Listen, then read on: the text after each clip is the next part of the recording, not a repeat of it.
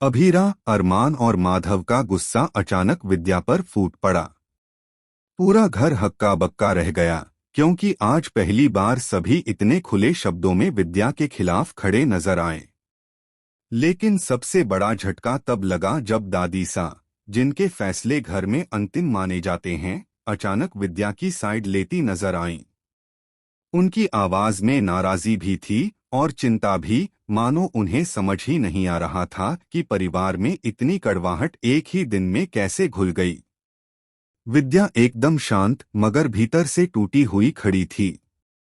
वह जानती थी कि सब उससे नाराज हैं, लेकिन माफी मांगने का सवाल ही नहीं उठता था। उसे लगता था कि वह गलत नहीं थी और गलतियों का हिसाब किसी दिन तो होना ही था।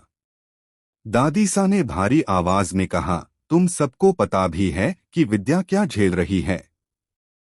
एक तरफ यह हर पल तुम्हारे लिए खड़ी रहती है और दूसरी तरफ तुम लोग इसी पर इल्जाम लगा रहे हो। काजल की गलतियों को भूल गए क्या? अभीरा, जिसे हमेशा विद्या अपनी ही बेटी की तरह लगती थी, आज सख्त और नाराज थी। वह सामने खड़ी होकर कहती है, जो आपने किया वह बिल्कुल सही नहीं था। कम से कम बुआ सा से पूछ तो लेना चाहिए था। आपने बिना कुछ जाने उन पर हाथ कैसे उठा दिया? यह कौन सा तरीका है?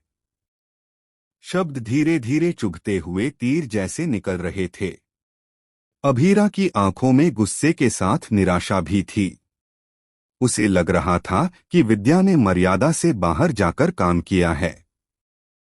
तभी अरमान अंदर आता है, चेहरे पर तेज गुस्सा, आवाज में कड़वाहट।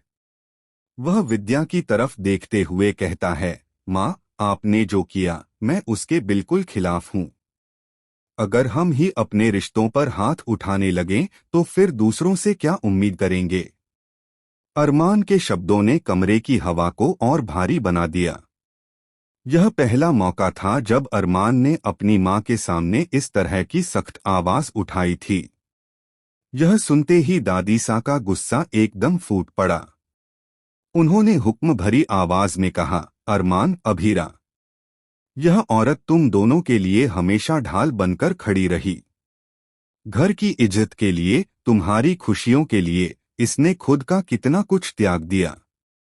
और तुम दोनों आज इसके ही खिलाफ हो गए।